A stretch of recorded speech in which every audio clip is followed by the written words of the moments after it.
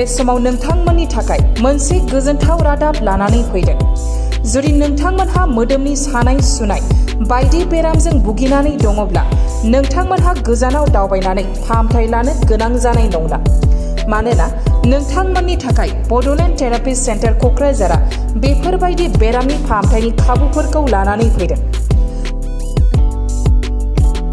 क'क्राझार सोहोरनि बिखायाव थानाय बाजार इन्डियानि साखाथियाव थानाय बड'लेण्ड थेरापि सेन्टार क'क्राझाराव फैनानै नोंथांमोनहा मोदोमनि सानाय सुनाय बायदि बेरामनि फाहामथायफोरखौ लानो हागोन।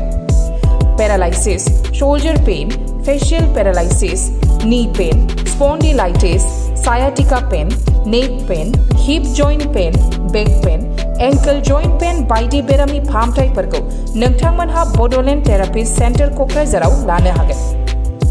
बेफोरबायदि रोखोमनि सानाय सुनाय बेरामनि फाहामथायफोरखौ नोंथांमोनहा खम बेसेनावनो बड'लेण्ड थेरापि सेन्टार क'क्राझाराव लानो हागोन। बड'लेण्ड थेरापि सेन्टार क'क्राझाराव फाहामथाय लानो आरो बेवहाय मा खाबुफोर मोननो हागोन बेखौ मिथिनो थाखाय नोंथांमोनहा 99740307338 नाम्बाराव फन हरनानै खौरां लानो हागोन।